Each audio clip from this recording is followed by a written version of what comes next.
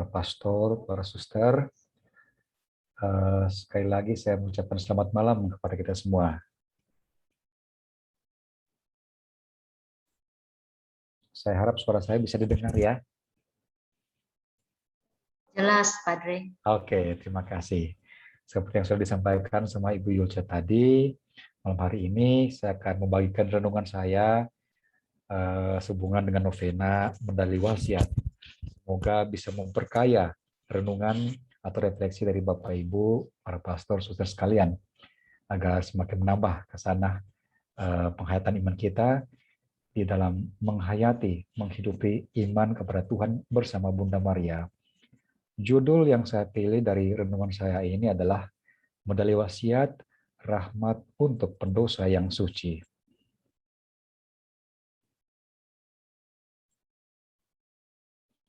Baik, untuk mengawali renungan ini, saya juga menyiapkan bacaan kitab suci. Kalian punya kitab suci, bisa kita buka bersama-sama.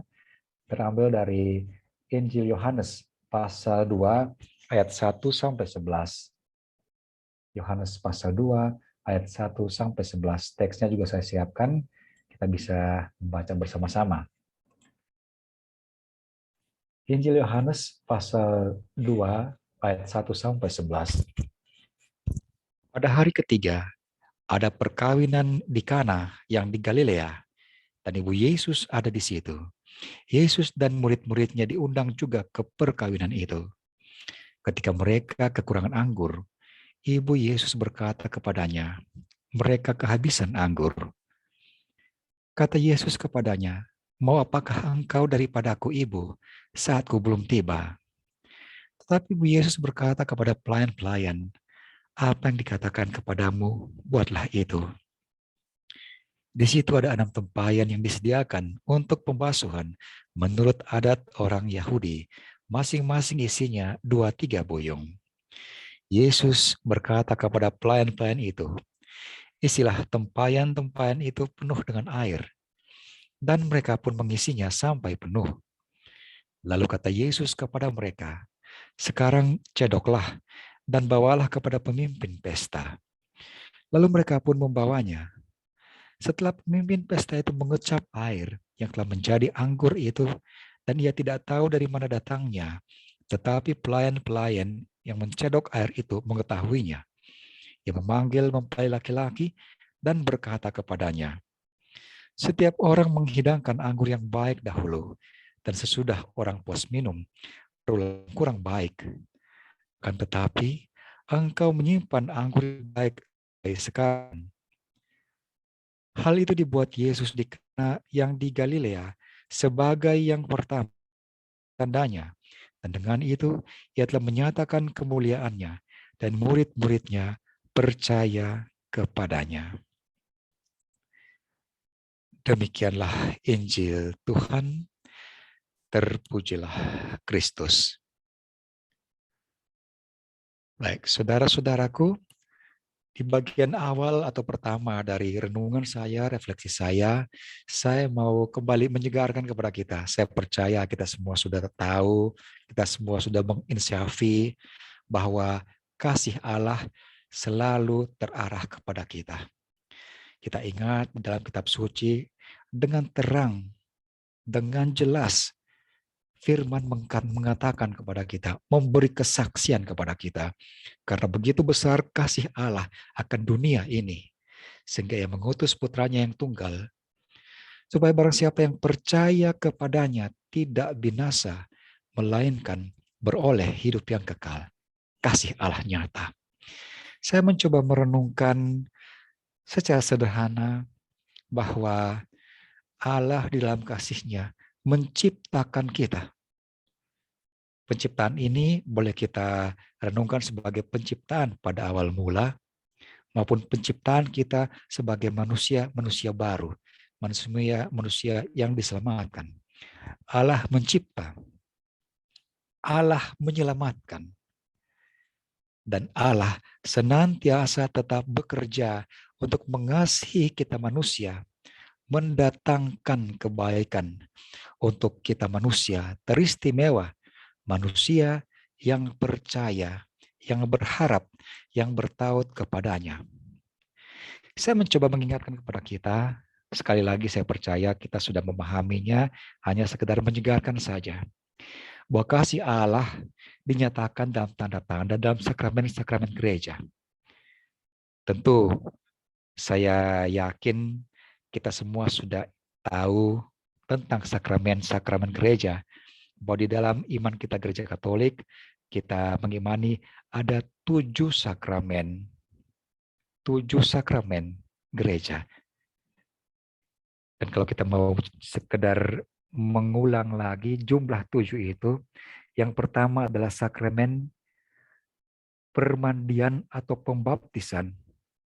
Yang kedua adalah sakramen krisma, sakramen pertobatan atau rekonsiliasi, pengakuan dosa, sakramen ekaristi, sakramen perkawinan, sakramen imamat, dan sakramen pengurapan orang sakit atau yang sering kita kenal secara sederhana minyak suci, pengurapan minyak suci. Ibu Bapak, kalau kita lihat tentang ketujuh sakramen itu, sedikit banyak itu menggambarkan tentang siklus hidup kita manusia. Sejak kita lahir sampai kita mengakhiri hidup kita, kita mati, rahmat Allah nyata. Lihatlah, ketika kita lahir, rahmat itu disampaikan kepada kita lewat sakramen pembaptisan yang menjadi pintu masuk untuk sakramen-sakramen lainnya. Pembaptisan. Jiwa kita dikuatkan dengan roh Allah sendiri. Bahkan tubuh kita diteguhkan dengan kehadiran Roh Kudus lewat sakramen krisma, penguatan, pengurapan krisma. Dan tubuh kita yang memerlukan makanan sama halnya juga dengan jiwa kita yang memerlukan makanan di dalam kehidupan jiwa kita. Sakramen ekaristi, santapan bagi jiwa kita. Tubuh butuh makanan secara fisik, jiwa juga. Sakramen ekaristi. Di dalam perjalanan, terkadang tubuh kita mungkin sakit, kita butuh obat. Jiwa kita juga sakit, kadang karena dosa. Kadang-kadang jiwa kita terluka, sakit karena dosa. Maka harus disembuhkan, dipulihkan. Sakramen rekonsiliasi, pertobatan, pengakuan dosa. 4. Sudah 4. Yang kelima adalah sakramen perkawinan. Tuhan menghendaki kita hidup, menguasai dunia, bertumbuh, beranak cucu, menguasai dunia, sakramen perkawinan. Dan hidup manusia dikuduskan. Sakramen imamat. Dan menjelang akhir hidup kita, sakramen pengurapan orang sakit. Maka lihatlah, sejak kita lahir sampai kita menjelang akhir kehidupan kita, kasih Allah nyata. Allah mencipta, Allah menyelamatkan, Allah tetap bekerja untuk mengasihi umat manusia, mengasihi kita, orang-orang percaya. Salah satu rahmat besar yang juga Allah berikan kepada kita, kepada gereja, adalah Bunda Maria, Bunda Yesus, Putra Allah sendiri. Saya menulis subjudul Bunda Maria, Bunda Yesus, namun juga Bunda Gereja. Karena apa? Karena kalau kita ingat peristiwa di kaki salib, kita sudah insaf ini, kita sudah tahu. Maria diserahkan oleh Yesus kepada Yohanes, murid terkasih, sebagai ibunya. Saya kira kita masih ingat permenuhan yang saya bagikan kali lalu, bahwa murid yang terkasih adalah kita-kita ini. Karena Allah mengasihi kita. Allah memberikan kepada kita Bunda Yesus, Bunda Allah, untuk menjadi Bunda kita, Bunda yang menyertai kita, Bunda yang mendukung kita, mendoakan kita di hadapan Allah. Bunda Maria adalah juga rahmat yang luar biasa yang Allah berikan kepada kita. Dan jika Yesus memberikan bundanya kepada kita, itu berarti kita sungguh-sungguh dikasihinya, dikasihi oleh Tuhan. Kita dikasihi oleh Yesus. Sebuah gambaran yang kembali mengingatkan kepada kita bagaimana Yesus ketika berada di salib, dia menyerahkan bundanya kepada murid yang dikasihinya, Yohanes, dan sebaliknya, murid yang dikasihi diserahkan kepada bundanya menjadi anaknya. Allah mengasihi kita, tetap menyertai kita.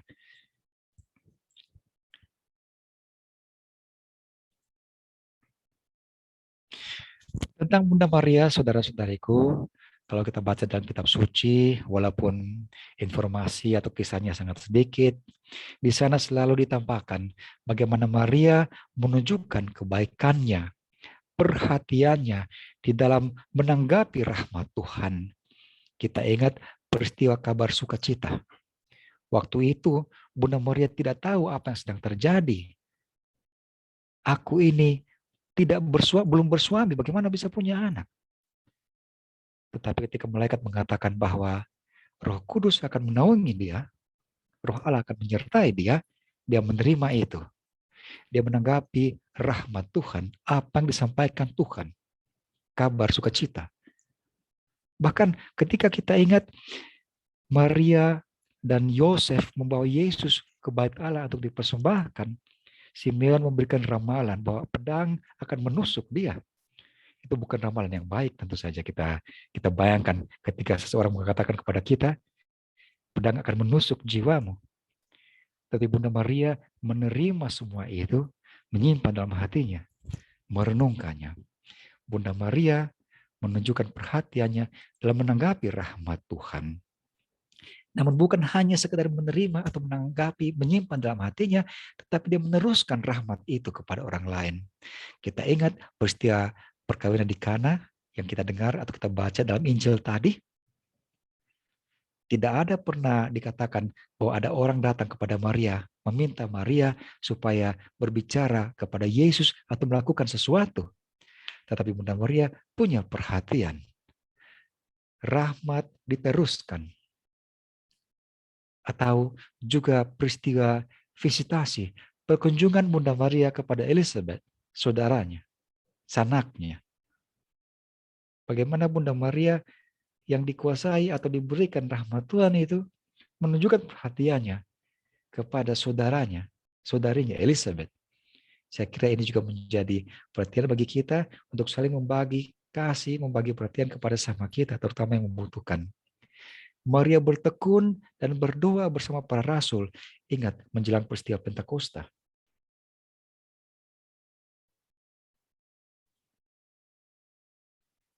Saya selalu merasa yakin bahwa kita, orang-orang Katolik, patut bersyukur bahwa kita senantiasa masih diberkati.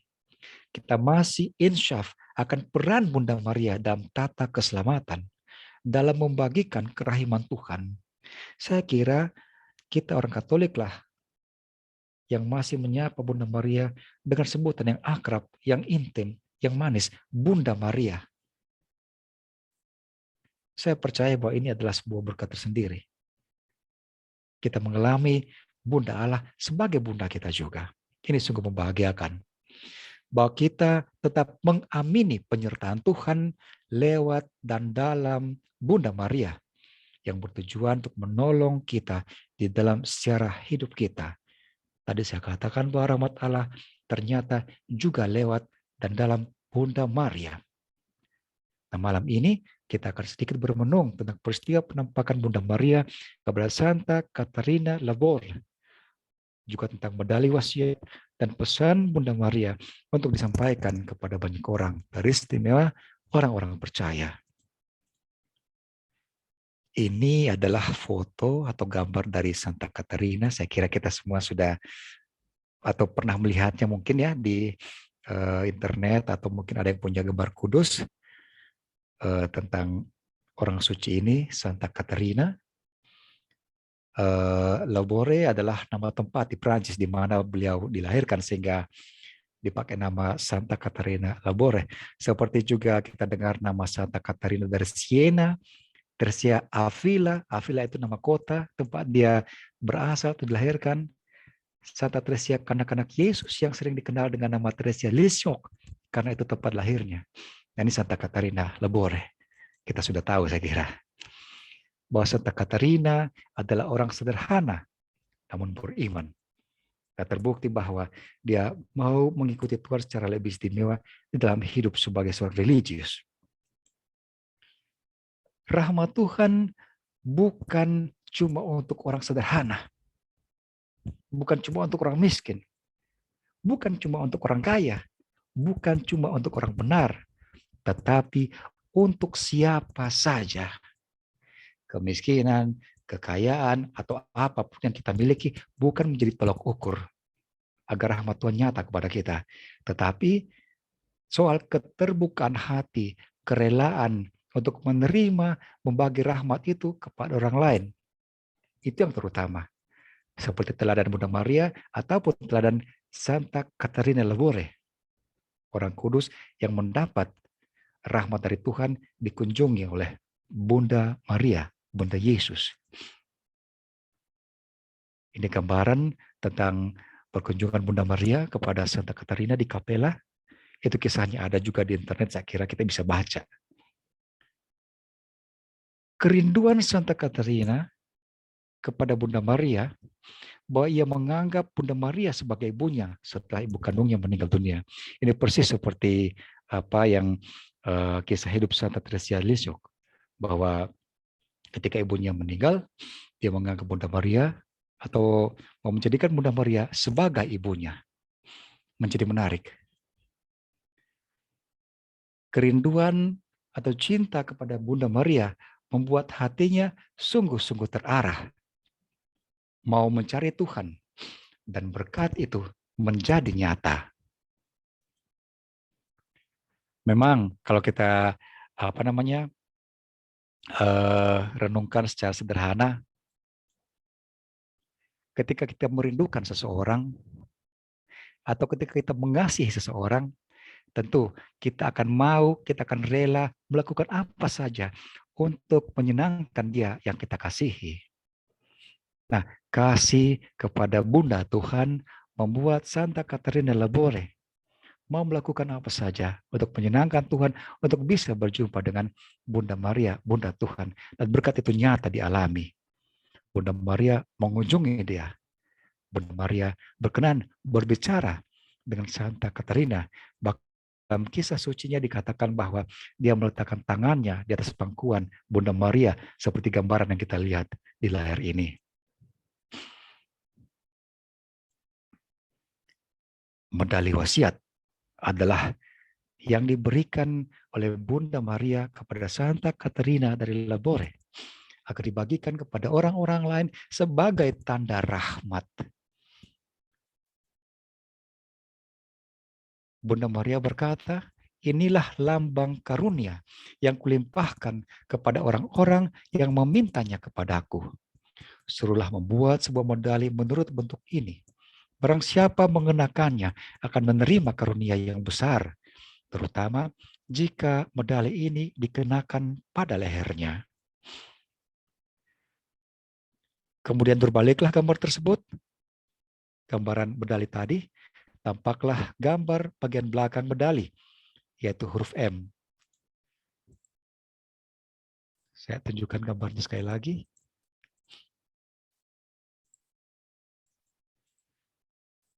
Huruf M.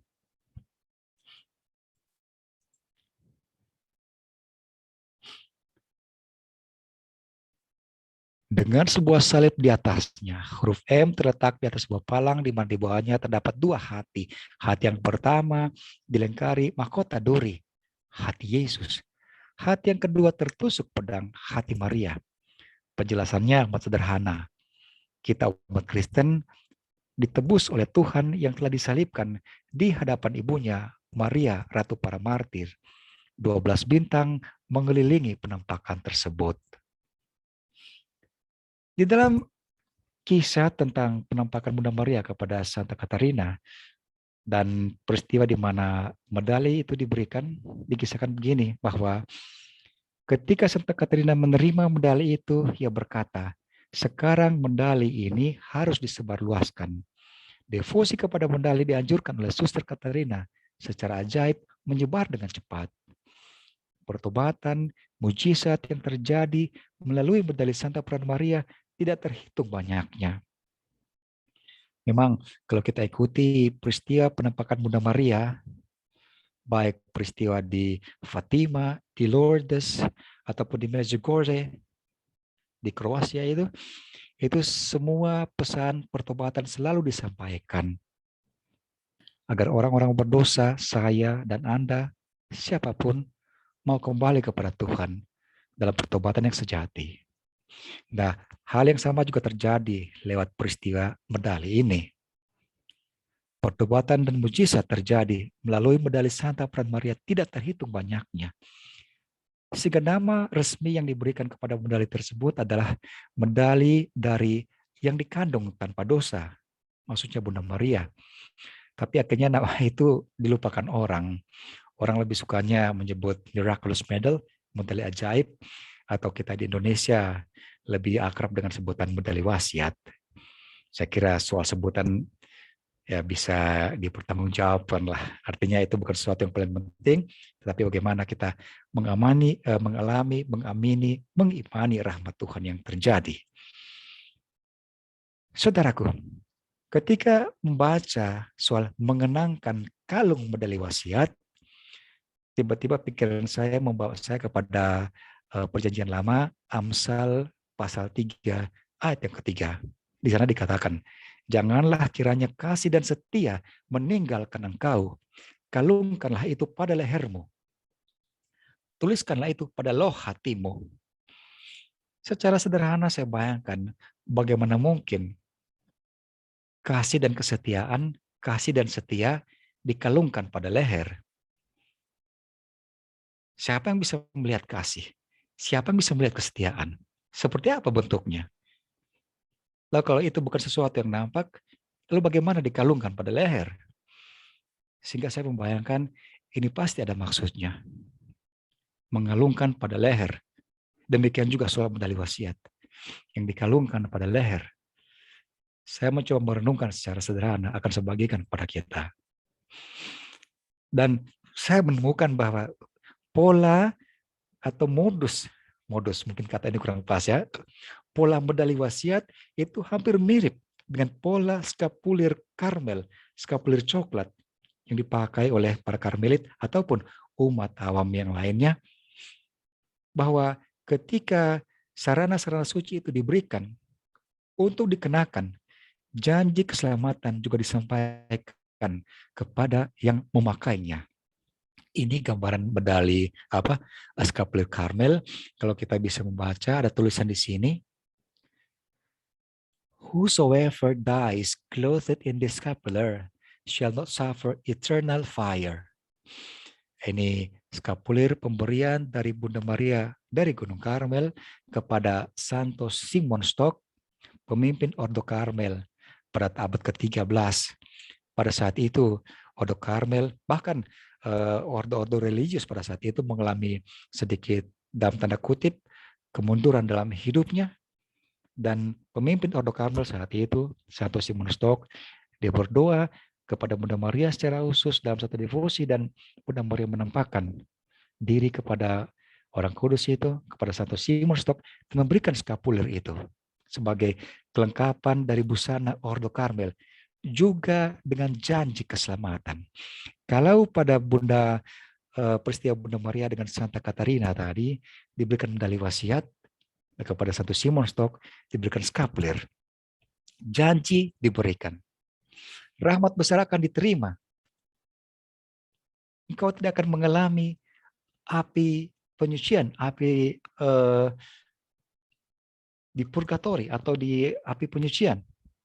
Kalau mengenakan medali wasiat, kalau mengenakan skapulir. Nah, pertanyaannya muncul. Ini yang menarik dan penting untuk kita renungkan dan kita insyafi. Bahwa apakah keselamatan hanya akan didapat hanya dengan memakai atau mengenakan medali wasiat atau skapulir coklat? Ketika kita mengenakan skapulir, kita nampak seperti semakin religius, semakin rohani. Kita mengenakan medali wasiat, kita nampak semakin rohani. Kita mengenakan kalung salib, kita nampak semakin rohani. Dan apakah itu berarti keselamatan sudah menjadi hak kita? atau dapat kita peroleh hanya dengan memakai secara fisik di leher atau di badan kita. Apakah seperti itu? Saya kira kita sepakat bahwa tidak bisa dikatakan demikian. Tentu tidak jawabannya. Lalu bagaimana maksudnya? Apa yang harus kita buat? Apakah artinya memakai atau mengenakan medali wasiat?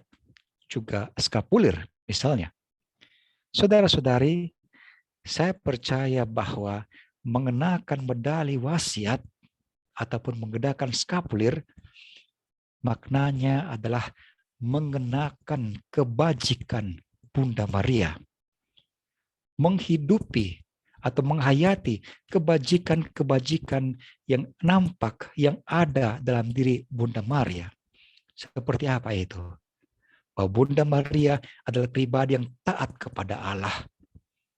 Ingat kisah tentang kabar sukacita, Bunda Maria tidak mengerti, tapi dia jawab, sesungguhnya aku ini adalah hamba Tuhan. Jadilah padaku menurut perkataanmu itu. Bunda Maria taat kepada Allah. Bunda Maria yang merenungkan sabda dan perintah Tuhan.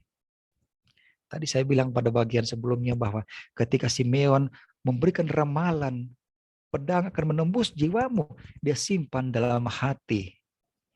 Ketika Bunda Maria dan Santo Yosef waktu itu mencari Tuhan Yesus yang sempat hilang 3 hari, ditemukan di bait Allah. Yesus bilang, kenapa kalian mencari aku? Bukankah aku harus berada di rumah Bapakku? Maria simpan itu dalam hati dan merenungkannya. Ini kebajikan. Dan saya percaya itu juga yang sejatinya kita lakukan. Merenungkan sabda Tuhan, menyimpan dalam hati, merenungkannya. Dan tentu saja untuk dilaksanakan dalam hidup. Sabda dan perintah Tuhan. Maria pribadi yang bersolidar. Ingat peristiwa tadi, perkunjungan Bunda Maria kepada Santa Elizabeth, visitasi, ataupun kisah peristiwa perjamuan kawin di Kana. Tanpa diminta bantuan pun, Bunda Maria memberikan pertolongan, memberikan bantuannya.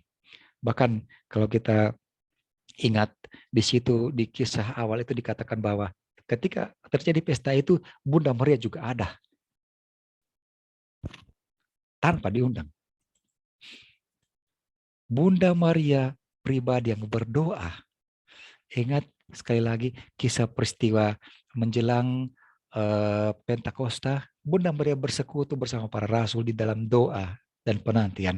Berdoa menantikan Roh Kudus, rahmat atau anugerah yang dijanjikan oleh Allah. Bunda Maria yang tidak banyak bicara, tapi banyak mencinta. Cintanya nyata di dalam perbuatannya. Kalau dalam bahasa sekarang yang agak gaul, orang bilang no action, talk only. Nah, kita tidak boleh begitu.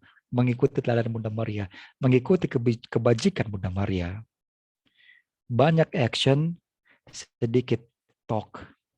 Ya, tentu saja kita tidak harus diam sama sekali, tetapi setidaknya lebih banyak ditunjukkan di dalam perbuatan, di dalam aksi yang nyata. Dan itulah kebajikan Bunda Maria. Bunda Maria yang tabah hati.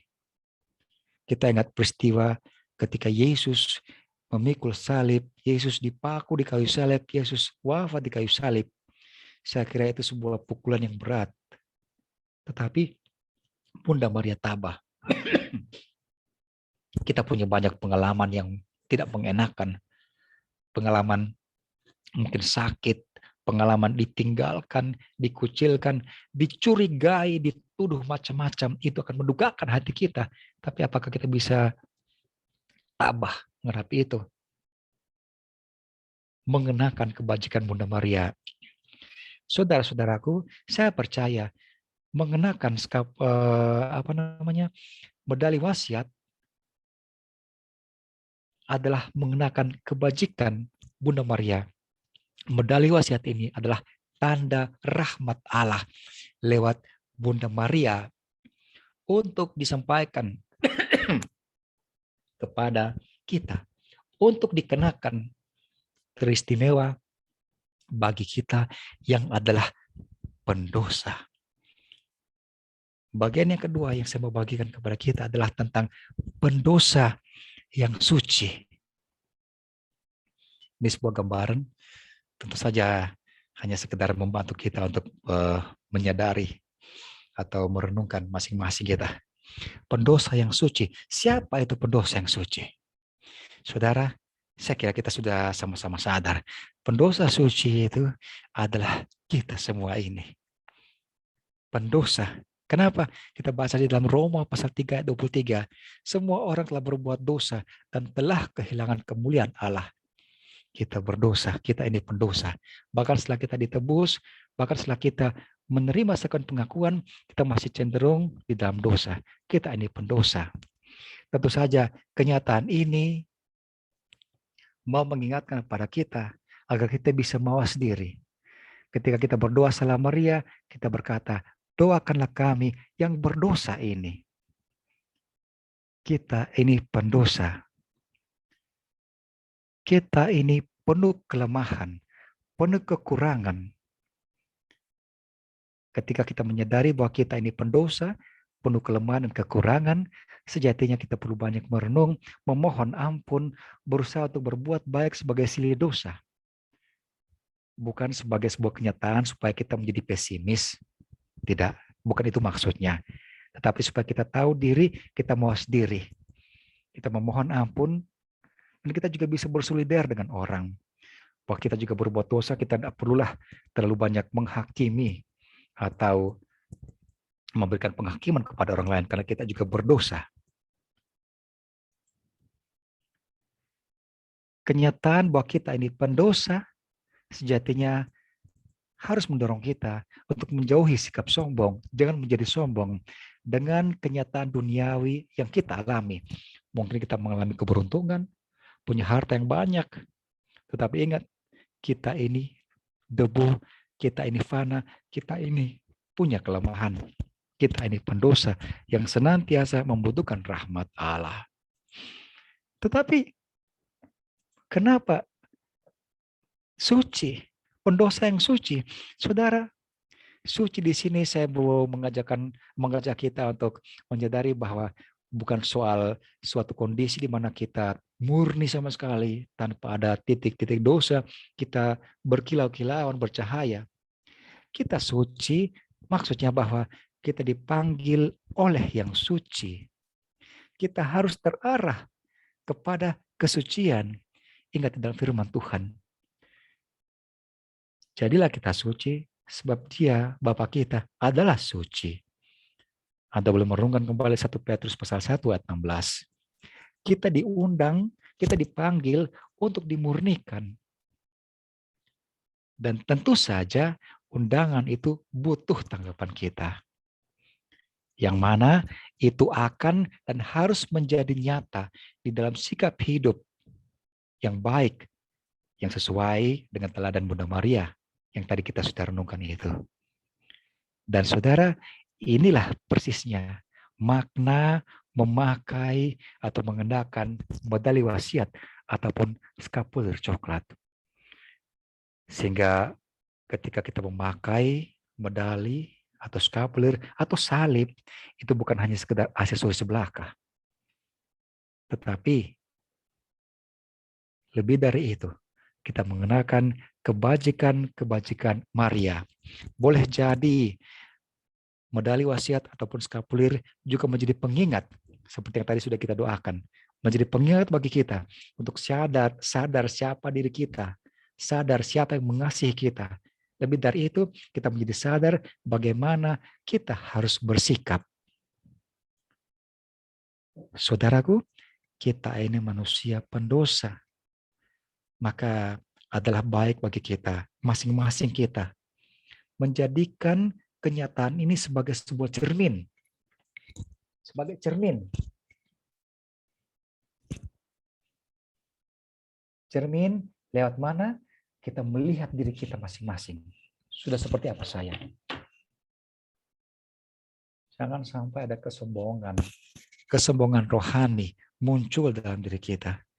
Jangan sampai kita merasa bahwa kita selalu berdoa, kita selalu novena, selalu begini, begitu, Lalu timbul kesombongan rohani, saya lebih baik dari orang lain, saya lebih suci dari orang lain.